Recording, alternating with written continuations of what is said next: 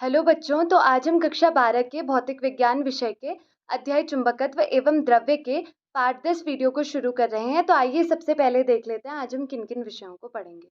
तो आज हम उदाहरण 5.11 लौह चुंबकीय पदार्थों के लिए चुंबकीय शैथिल्य वक्र और स्थायी चुंबक और विद्युत चुंबक के बारे में पढ़ेंगे। तो सबसे पहले इस उदाहरण 5.11 को करते हैं। तो सबसे पहले आप इस उदाहरण को खुद से करने की कोशिश कीजिएगा, जैसे कि मैंने आपको पिछली बार भी कहा था कि आप जब जैसे जैसे करते जाएंगे तो आपकी हैबिट बनेगी, आपसे ज़्यादा से ज़्यादा न्यूमेरिकल क्वेश्चन सॉल्व होंगे, तो आगे के लिए भी आपके लिए काम आएंगे। ठीक, तो लौह चुंबकीय पदार्थ लोहे में कोई डोमेन 10⁻⁻4 मीटर भुजा वाले घन के रूप में है। आपको पता है कि जो लौह चुंबकीय पदार्थ होता है उसमें परमाणु एक डोमेन के रूप में व्यवस्थित होते हैं, जिनकी जो डोमेन यानी क्षेत्र में व्यवस्थित हो जाते हैं, जिसमें एक क्षेत्र में उपस्थित सारे परमाणुओं की जो चुंबकीय आघूर्ण की दिशा होती है वो एक ही दिशा में होते हैं, इसलिए उसको एक डोमेन एक क्षेत्र बोल रहे हैं। फिर अलग डोमेन की अलग चुंबकीय क्षेत्र की दिशा होगी। तो यहाँ पर जो चुंबकीय पदार्थ का डोमेन है वो घन के आकार का है। आपने लिख दिया उसकी भुजा कितनी है, ये डोमेन में लौह परमाणुओं की संख्या, अधिकतम संभावित चुंबकीय द्विध्रुव आघूर्ण और इसके चुंबकन का मान आपको ज्ञात करना है। ठीक, लोहे का परमाणविक द्रव्यमान 55 ग्राम पर मोल है और इसका जो घनत्व है, अब आपको ये भी मिल गया तो आपने ये भी लिख दिया, और इसका घनत्व आपके पास 7.9 ग्राम पर सेंटीमीटर क्यूब, और आपके पास ये दिया है लौह परमाणु का चुंबकीय द्विध्रुव आघूर्ण। ठीक है, और ये जो है ये प्रत्येक यानी एक लोहे के परमाणु का चुंबकीय द्विध्रुव आघूर्ण है। अब यहाँ पे ध्यान देने वाली बात है कि ये सेंटीमीटर मीटर में है, तो आगे आप इसको ध्यान में रखते हुए क्वेश्चंस को सॉल्व करेंगे। ठीक, तो सबसे पहले हमें निकालना है डोमेन में परमाणुओं की संख्या।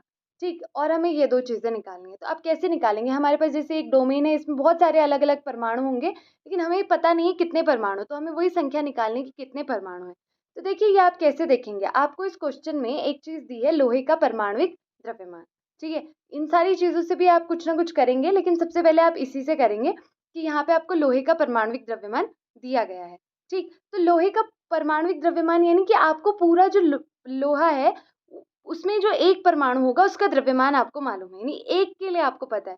अगर किसी तरीके से आपको पता चल जाए कि इस डोमेन में जितने भी परमाणु हैं उन सबका परमाणुक द्रव्यमान कितना है, तो अगर आप पूरे का परमाणुक द्रव्यमान आपके पास ये आए m, जिस पूरे डोमेन का है परमाणुक द्रव्यमान, और उसको अगर आप भाग कर दे 55 से जो एक लोहे के परमाणु का द्रव्यमान है, तो आपके पास आ जाएंगे कितने डोमेन में परमाणुओं की संख्या है ना। तो आप ये m कैसे ज्ञात करेंगे, यानी लोहे का कुल परमाणुक द्रव्यमान। सबसे पहले अगर आपको पता चल जाए, क्योंकि परमाणुक द्रव्यमान आप बना सकते हैं अगर आपको वो द्रव्यमान पता है, और यहाँ पे ये ध्यान रखिएगा द्रव्यमान परमाणुक द्रव्यमान से भिन्न है, जो आपने रसायन विज्ञान में भी पढ़ा होगा, भौतिक विज्ञान में कक्षा 11 में भी पढ़ा होगा, है ना। परमाणुक द्रव्यमान यानी परमाणु का द्रव्यमान, जैसे एक परमाणु का द्रव्यमान 55, और द्रव्यमान अगर कह रहे हैं तो पूरे का द्रव्यमान, ठीक है, पूरे पदार्थ का। तो मैं ये बोल रही हूँ अगर आपको इसका परमाणुक द्रव्यमान चाहिए तो पहले अगर आप इस डोमेन का द्रव्यमान निकाल लें तो आपको मिल जाएगा इसका परमाणुक द्रव्यमान, क्योंकि परमाणुक द्रव्यमान तो आप द्रव्यमान को गुणा कर सकते हैं आवोगाद्रो संख्या से, है ना। आवोगाद्रो संख्या भी आपने पढ़ी हुई होगी। तो सबसे पहले आपको निकालना है इस डोमेन का परमाणुक द्रव्यमान। तो आप कैसे निकालेंगे, हमें पता है कि जो द्रव्यमान होता है वो घनत्व से रिलेटेड है, यानी रो से। आपको घनत्व के बारे में यहाँ पे दिया भी है, इसका घनत्व इतना है, तो घनत्व बराबर यानी रो बराबर होता है जितना आपके पास द्रव्यमान होता है और जितना आयतन। तो आपको यहाँ पर द्रव्यमान के लिए आयतन भी चाहिए, द्रव्यमान घनत्व है, आयतन कैसे निकालेंगे, क्योंकि आपके पास पता है कि घन है, तो घन का जो आयतन होता है वो a क्यूब होता है, भुजा का क्यूब कर दो, तो वो आसान सी चीज़ है, वो आप कर सकते हैं। तो सबसे पहले हम इसका आयतन निकालेंगे। ये आपके पास a क्यूब है, ठीक है, और a की जगह आपने 10⁻⁻6 लिख दी, 6×3 = 18 हो जाता है, लेकिन मीटर क्यूब। अब आपको देखिए, क्योंकि इसको घनत्व बराबर द्रव्यमान बटे आयतन वाले फॉर्मूले में लिखना है, यानी घनत्व के साथ इसको लिखना है। तो इस घनत्व जो आपको दिया है वो सेंटीमीटर में दिया है ना, तो इसका मतलब आपको इसको भी सेंटीमीटर में कन्वर्ट करना पड़ेगा, इसलिए आपने 10⁻18 को सेंटीमीटर से में कन्वर्ट किया, 10⁻12 आ गया। कैसे किया होगा, जब आपने 10⁻18 को गुणा किया होगा, क्योंकि 1 मीटर में 100 सेंटीमीटर, यानी 100 से गुणा करना है, लेकिन कितनी बार, 3 बार गुणा करना है, क्योंकि मीटर क्यूब को आप सेंटीमीटर क्यूब में बदल रहे, केवल मीटर को बदलना होता तो एक ही बार गुणा करते। ठीक, तो इस तरीके से हमारे पास ये आ जाएगा। अब जब आपके पास घनीय डोमेन का आयतन आ गया, इसके बाद आप निकालेंगे द्रव्यमान, जो इस फॉर्मूले से निकलेगा। तो आयतन आपके पास, आपको पता है 7.9, और जो घनत्व आपके पास 7.9 है, और आयतन ये है, तो आपने वो लिख दिया। और किस में आएगा, ये ग्राम में, क्योंकि सीजीएस पद्धति आप लगा रहे हैं, सेंटीमीटर के बाद ग्राम ही आता है, तो वो आपने लिख दिया। ठीक, अब इसके बाद आपको निकालना है डोमेन में परमाणुओं की संख्या है कितनी। इसके लिए आपको इस द्रव्यमान को किस में बदलना होगा? परमाणविक द्रव्यमान में। आपको पता है कि लोहे का परमाणविक द्रव्यमान इतना है, ये एक एवोगाद्रो संख्या के बराबर है। तो अब आपको पता है इसका द्रव्यमान इतना है, आपको परमाणविक द्रव्यमान बनाना है तो आप 55 से इसे गुणा कर देंगे। तो यहाँ पर इस टर्म को अभी छोड़ दीजिए। तो अगर आपने देखा कि ये जो है ये पूरा परमाणविक द्रव्यमान आ गया उस डोमेन का, आपने, क्योंकि ये आपके पास एवोगाद्रो संख्या होती है 6.023 या 2 भी लिख सकते हैं यहाँ पे, गुणा 10⁻23, ठीक है। और 55 नीचे लिख दिया क्योंकि ये एक लोहे का परमाणविक द्रव्यमान आ गया, ठीक। तो इस तरीके से इसको गुणा और यहाँ पे सिंपल जो ये भाग का निशान है ये करके आपके पास आ जाता है 8.65 गुणा 10⁻10 परमाणु डोमेन में है। अब आपके पास परमाणु की संख्या, पहला काम निकल गया। अब नेक्स्ट काम आपको क्या निकालना है? अधिकतम संभावित चुंबकीय द्विध्रुव आघूर्ण। चुंबकीय द्विध्रुव आघूर्ण देखिए आपको एक प्रत्येक परमाणु का तो दिया है कि प्रत्येक लौह परमाणु का चुंबकीय द्विध्रुव आघूर्ण 9.27 इंटू 10⁻24 है। अब आपको निकालना है अधिकतम। अधिकतम यानी सबसे ज्यादा कब होगा? जब ये सारे के सारे जो परमाणु होंगे उनका चुंबकीय द्विध्रुव आघूर्ण एक दिशा में होगा, ठीक है। यानी कि सबका चुंबकीय द्विध्रुव आघूर्ण आपको चाहिए वो अधिकतम होगा। तो यानी कि जितने परमाणु होंगे उन परमाणुओं को गुणा कर देंगे एक वाले से, क्योंकि एक का अगर इतना है, मान लीजिए एक का अगर इतना है 9.27 और गुणा 10⁻24, तो सबका कितना हो जाएगा? जब सब परमाणु से गुणा कर देंगे, ठीक है। यानी एक के पास अगर 2 आम है, ठीक है, तो उसके पास कुल सबके पास कितने हो जाएंगे? मतलब हर एक बच्चे के पास 2 आम है, तो पूरी क्लास में अगर 20 बच्चे हैं तो सबके पास कितने आम हो जाएंगे? 20 गुणा 2। तो वैसे ही हर एक परमाणु, जैसे ये परमाणु है तो इन परमाणुओं के पास पूरे इतने परमाणु हैं, तो इन सबके पास कितना चुंबकीय द्विध्रुव आघूर्ण हो जाएगा जब हम एक वाले से गुणा कर देंगे, प्रत्येक वाले से। तो आपने इस तरीके से गुणा करके लिख दिया। आप जब इसको सॉल्व करेंगे, गुणा करेंगे, नॉर्मल से गुणा है, तो ये आ जाएगा 8 गुणा 10⁻13 एम्पियर मीटर स्क्वायर। अब आपको निकालना है चुंबकन। तो चुंबकन वाली टर्म तो आपको याद होगी कि जो चुंबकन होता है m बराबर होता है m, जो पूरा चुंबकीय द्विध्रुव आघूर्ण आएगा प्रति इकाई आयतन में, यानी v। तो आपके पास v भी है, आपके पास m भी है। आपने क्या किया? परिणामी चुंबकन का मान लिखा। m ये रहा अधिकतम और v डोमेन का आयतन। यहाँ पे ये लिख दिया m अधिकतम जो आपका निकला है लास्ट वाले पार्ट में, और ये आयतन आपका सॉल्व करके आ जाएगा इतना। ये मीटर की घात -1, क्योंकि वो नीचे था तो ऊपर करके लिखा है, यानी ये एम्पियर पर मीटर है, ठीक। आगे बढ़ते हैं लौह चुंबकीय पदार्थों के लिए चुंबकीय शैथिल्य वक्र, ठीक है। और ये किसके लिए है? लौह चुंबकीय पदार्थों के लिए। देखिए अभी मैं आपको ये बता देती हूँ कि हम केवल लौह चुंबकीय पदार्थों के लिए क्यों पढ़ रहे हैं, क्योंकि लौह चुंबकीय पदार्थों के लिए जो लौह चुंबकीय चुंबकीय शैथिल्य वक्र होता है ये थोड़ा जटिल होता है और प्रतिचुंबकीय या अनुचुंबकीयों के मुकाबले, ठीक है। तो हम ये चुंबकीय शैथिल्य वक्र होता किसके बीच में? H और B के बीच में। अब H को क्यों दर्शा रहे हैं? X, ये X अक्ष होती है, Y अक्ष। तो यानी जैसे जैसे आप H का मान बढ़ाते जाएंगे और B का मान आपके पास आता जाएगा, तो H को अक्ष X पे लिखा, B को Y एक्सिस पे लिखा। तो समझते हैं इसको अच्छे से। देखिए जैसे जैसे आप h का मान बढ़ाते जाते हैं, h यहाँ बढ़ाया, फिर यहाँ पे b का मान आया यहाँ से, तो इस तरीके से आप बिंदु a पर पहुँचते हैं। आप इसको जब खींचते हैं तो OA आपको मिलता है। तो a वो बिंदु होता है जहाँ पर अगर h का मान भी बढ़ा है। h है क्या? वो मैं आपको याद दिला देती हूँ, चुंबकीय तीव्रता। जैसे अगर आप एक धारावाही परिनालिका में अगर आप धारा प्रवाहित करते हैं और इसके अंदर एक क्रोड रख देते हैं, तो धारा का जो योगदान है वो h है ना। धारा को आप दिखाते हैं h से, जो मतलब उसके योगदान को एक भौतिक राशि h से। यानी जितनी जितनी धारा आप बढ़ाते जाएंगे, जो क्रोड है उसके अंदर का चुंबकीय क्षेत्र बढ़ता जाएगा, है ना। उसके जो क्रोड के डोमेन होंगे वो एक तरफ व्यवस्थित होंगे। लेकिन एक बिंदु ओ ऐसा आएगा, ए ऐसा आएगा, यहाँ पे जो ए लिखा है, ए बिंदु ऐसा है जहां पर अगर आप h को और बढ़ाते जाए, ये वाला बिंदु ए, तो यहाँ पे आप h को जितना मर्जी बढ़ा ले लेकिन b का मान यहीं पर ठहर जाएगा। इसको बोलते हैं संतृप्त अवस्था, ठीक है। आपको इतना समझना है। अब आप क्या कह रहे हैं? अब आप कह रहे हैं कि चलो मैं h से यहाँ से a से वापस कम करता हूँ h का मान, तो क्या मुझे ये यही मिलता है OA? तो आप h का मान कम करते जाते हैं, ठीक है। h का मान कम करने पर होता क्या है कि h का मान ये रखा, ये मिला, h का मान ये रखा, ये मिला, तो अब h का मान आपको ये कर्व मिलता है AB। तो इस तरीके से आपको ये पता चलता है कि वापस h के मान को कम करने पर आपको OA नहीं मिलता, यानी ये नहीं मिलता जो आपको शुरू में आपको मिल रहा था, वो नीली लाइन, आपको मिलता है AB, ठीक है। अब इसी तरीके से आप यहाँ पे देखते हैं एक बिंदु, ये जो B है, यहाँ पे देखिए H 0 हो गया, है ना। O बिंदु यानी मूल बिंदु है जहाँ पे 0 है X, लेकिन Y जो हो गया वो जैसे यहाँ पे दिखाए गए ये Y कुछ ना कुछ है। तो ये बिंदु जहाँ पर H का मान 0 हो जाता है और B का मान कुछ ना कुछ होता है, B 0 नहीं होता, उसको हम कहते हैं क्या? चुंबकत्व अवशेष या चुंबकीय धारणशीलता। ठीक है, इस वक्र AB द्वारा ये प्रदर्शित है।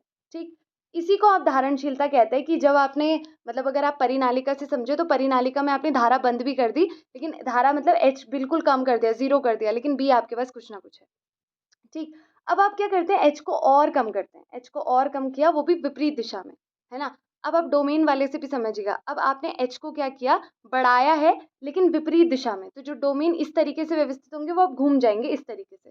ठीक है, तो अब होगा क्या कि जैसे जैसे आप कम करते करते जाते हैं, H को बढ़ाएंगे विपरीत दिशा में, तो आपको B की एक ऐसी वैल्यू मिलेगी बिंदु C पर आपको B का ऐसा मान मिलेगा जहां पर जो B होता है वो बिल्कुल शून्य हो जाता है। देखिए यहाँ पर B शून्य है, लेकिन H कुछ ना कुछ है, जैसे यहाँ पे -100 है और B बिल्कुल शून्य हो गया। तो इस बिंदु को कहते हैं पदार्थ की निग्राहिता। ठीक है, इस बिंदु को पदार्थ की निग्राहिता कहते हैं। अब आपने फिर देखा कि अच्छा आपने फिर H को और बढ़ाया विपरीत दिशा में, -200 किया, तो यहाँ से ये कर्व मिला आपको CD। तो ये कर्व CD के बाद एक बिंदु D ऐसा है जहाँ से अगर आपने H को और बढ़ाया विपरीत दिशा में, लेकिन D बिंदु पर B का आपको वहीं पर ठहर जाएगा, B का मान वहीं पर रह जाएगा। इससे बाद देखिए H को आप यहाँ ले जाएं, लेकिन B का मान कहीं मिल ही नहीं रहा है, B का मान तो ये D पर ही ठहर गया। तो यहाँ पर भी ये संतृप्तता की अवस्था आती है जैसे बिंदु A पर, और फिर वापस अगर आप ये वाला कर्व देखें तो वो बिल्कुल वैसे ही आ जाता है। ठीक, अब यहाँ से एक चीज समझने वाली बात बहुत इंपॉर्टेंट है, इसीलिए हम इसको कह रहे हैं चुंबकीय शैथिल्य वक्र। वो ये है कि जब आपने H का मान बढ़ाया था तो OA आपको मिला था। ठीक है, लेकिन जब आपने फिर से H का मान कम किया तो आपको OA नहीं मिला, आपको A भी मिला।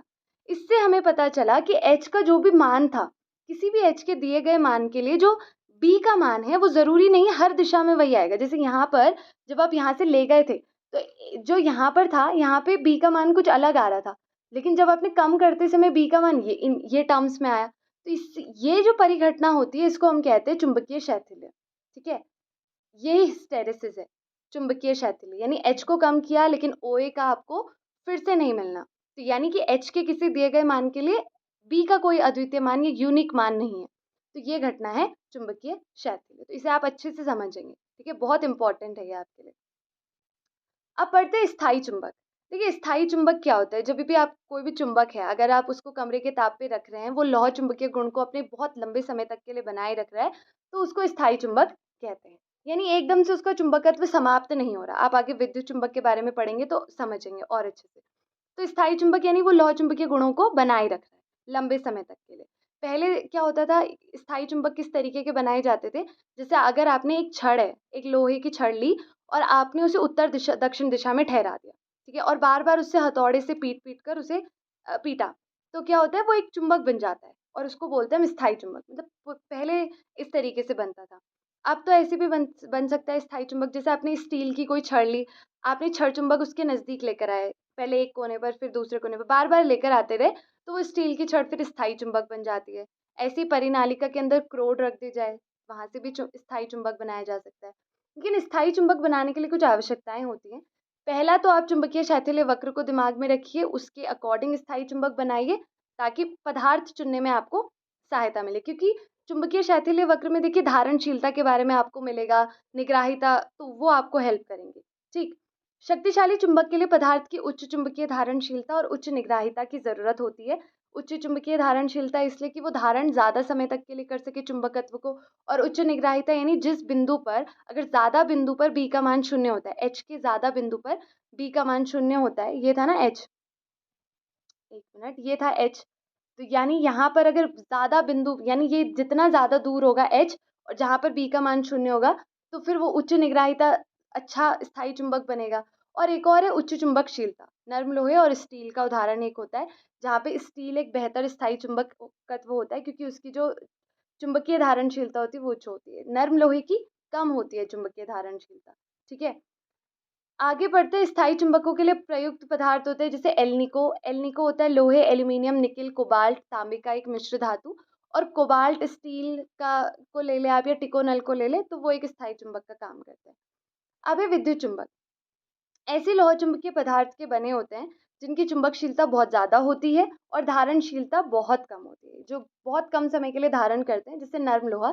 तो विद्युत चुंबक ऐसा इसलिए, जैसे अगर आप देखिए ये परिनालिका, इसमें जब आपने धारा प्रवाहित की तो और इसके अंदर एक करोड रख दी, तो जब तक आप धारा प्रवाहित करेंगे इस करोड में चुंबकीय क्षेत्र होगा, जैसे ही आपने बंद कर दी धारा को वैसे ही समाप्त हो जाएगा। ठीक है, तो परिनालिका के अंदर नर्म लोहे की छड़ रखी, दिश धारा बहाई, चुंबकीय क्षेत्र 1000 गुना बढ़ा, जैसे जितनी धारा आपने बहाई, लेकिन धारा बंद की तो चुंबकीय क्षेत्र का समाप्त हो जाना। ठीक है, जैसे आप नर्म लोहे को देखें तो नर्म लोहे की कम धारणशीलता होती है, इसीलिए कम धारणशीलता की वजह से ही ऐसा हुआ कि एकदम से चुंबकत्व समाप्त हो गया उसके अंदर। अच्छा, विद्युत चुंबक आप बना रहे हैं, इसके एप्लीकेशंस क्या हैं, कहाँ कहाँ ये यूज़ हो रहे हैं, अनुप्रयोग क्या है? तो जैसे विद्युत घंटी आपने देखी होंगी, दूरभाष यंत्र, ध्वनि विस्तारक, वहाँ इसका यूज़ होता है।